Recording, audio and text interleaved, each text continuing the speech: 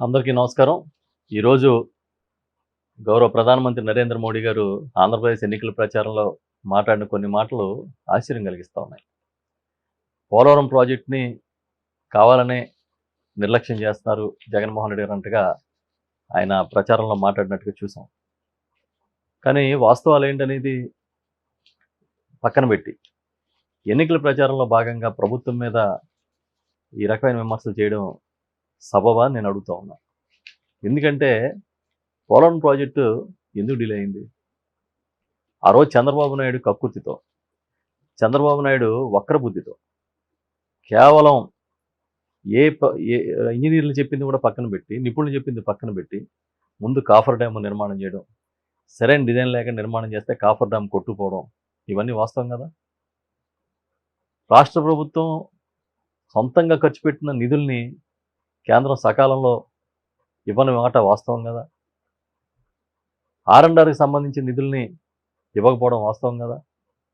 ఇవాళ copper dam సంబంధించిన కొత్త డిజైన్స్, మళ్ళీ దాన్ని ఎలా చేయాలి, ఎలా పూర్తి చేయాలని డిజైన్స్ కోసం అని చెప్పి రాష్ట్ర ప్రభుత్వం ఎన్నిసార్లు కేంద్రంతో మాట్లాడింది? ఎన్నిసార్లు కేంద్ర జలవనరుల శాఖ మంత్రి దృష్టికి కానీ, ప్రధానమంత్రి గారి దృష్టికి కానీ తీసుకెళ్లారు?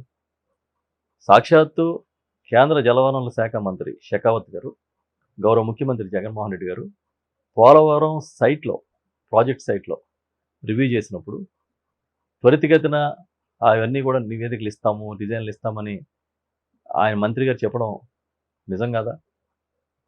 కానీ ఎందుకు ఆలస్యమైంది? ఇదే పోలవరం ప్రాజెక్టు చంద్రబాబు నాయుడు ఏటీఎంలా వాడుకుంటున్నాడని 2019 ఎన్నికల్లో ఇదే ఆంధ్రప్రదేశ్లో ప్రధానమంత్రి గారు విమర్శలు చేశారు. పోలవరం ప్రాజెక్టు ఏటీఎంగా వాడుకుంటున్నాడు చంద్రబాబు నాయుడు అంటే అర్థం ఏంటి?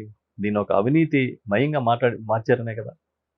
ఆ రోజు చంద్రబాబు నాయుడు అవినీతి చేస్తున్నాడని చెప్పి, ఈరోజు పోలవరం ప్రాజెక్టు ఏదో జగన్మోహన్ రెడ్డి గారు నిర్లక్ష్యం చేస్తున్నారు, లేకపోతే ఈ రాష్ట్రంలో అవినీతి ఉందని మాట్లాడడం అనేది ఆశ్చర్యంగా ఉంది. అదేవిధంగా ఈ ఉత్తరాంధ్ర సుజల స్రవంతి గురించి మాట్లాడారు. కరెక్టే, పోలవరం కానీ, ఉత్తరాంధ్ర సుజల స్రవంతి కానీ వీటన్నిటికీ శ్రీకారం చుట్టింది గౌరవ దివంగత ముఖ్యమంత్రి రాజశేఖర రెడ్డి గారు.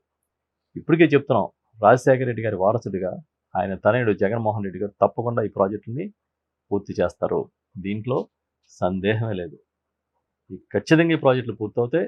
అది కూడా జగన్మోహన్ రెడ్డి గారి చేతుల మీదుగా పూర్తవుతాయని చెప్పి, ఈ 5 ఏళ్లలోనే పోలవరం పూర్తి చేస్తామని చెప్పి మా సీఎం గారు చెప్తూనే ఉన్నారు. ఇప్పటికే నేను చెప్తున్నాం, చంద్రబాబు నాయుడు అనే ఒక వ్యక్తి వల్ల, ఒక నాయకుడి వల్ల అతను సక్రమైన నిర్ణయాలు తీసుకోకపోవడం వల్లనే ఈ పరిస్థితి వచ్చింది. అదేవిధంగా విశాఖపట్నం రైల్వే జోన్ గురించి మాట్లాడారు. విశాఖపట్నం రైల్వే జోన్ ఎప్పుడు కదిలింది మళ్ళీ? ఈ ప్రభుత్వం వచ్చిన తర్వాత, మన రాష్ట్ర ప్రభుత్వం వచ్చిన తర్వాత గౌరవ ముఖ్యమంత్రి జగన్మోహన్ రెడ్డి గారు పదే పదే కేంద్రంతో సంప్రదింపులు జరిపి, మా ఎంపీలు కేంద్రంతో సంప్రదింపులు జరిపి, వాళ్ళ విశాఖపట్నంలో ఆ జోన్ రావడానికి ప్రధానంగా పనిచేస్తా ఉన్న విషయం కూడా అందరికీ తెలిసిందే. దీనికి సంబంధించి సుమారు 52 ఎకరాల భూమిని, 52.22 ఎకరాల భూమిని రాష్ట్ర ప్రభుత్వం వివాదాలు లేకుండా ఈ ఏడాది జనవరి నెలలో 2వ తేదీన మున్సిపల్ కార్పొరేషన్ ద్వారా అప్పగించిన మాట వాస్తవా కాదా? ఆ రోజు జోన్‌ని వదిలేసి, విభజన హామీలు వదిలేసి చంద్రబాబు నాయుడు ఏం చెప్పాడు? ఆయన చెప్పిందేంటి?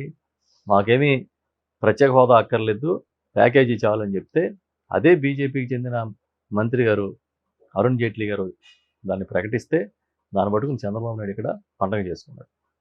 అలాంటి విభజన హామీలు ఆయన వదిలేస్తే, మళ్ళీ వాటిని వదిలేసిన హామీల్ని కేంద్ర ప్రభుత్వం సంప్రదించి, వారిని ఒప్పించి, ఇవాళ రైల్వే జోన్ ఇక్కడ తీసుకురావడానికి సీఎం గారు చాలా గట్టిగా ప్రయత్నం చేశారు. ఇవన్నీ వాస్తవాలు. కానీ ఏదో ఈ రాష్ట్ర ప్రభుత్వమే వీటి పట్ల శ్రద్ధ చూపలేనట్టుగా మాట్లాడుతూ ఉన్నారు. ఇంకో మాట మాట్లాడారు ప్రధానమంత్రి గారు. ఏదో ఈ చక్కెర కర్మాగారాలన్నింటినీ కూడా మూతపడేలా చేశారు, మూతపడిపోయినాయి జగన్ గారి హయాంలో అని.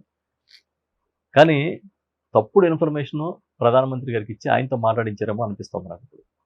చక్కెర కర్మాగారాలు మూతపడ్డ సంఘటనలన్నీ కూడా చంద్రబాబు నాయుడు హయాంలోనే జరిగినాయి.